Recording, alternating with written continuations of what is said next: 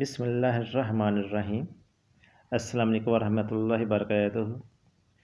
رسول اللہ صلی اللہ علیہ وسلم نے ارشاد فرمایا، کیا میں تمہیں ایسی چیز نہ بتاؤں جس سے اللہ تعالیٰ گناہوں کو مٹا دیتا ہے اور درجات کو بلند کرتا ہے؟ لوگوں نے عرض کیا، اللہ کے رسول صلی اللہ علیہ وسلم کیوں نہیں؟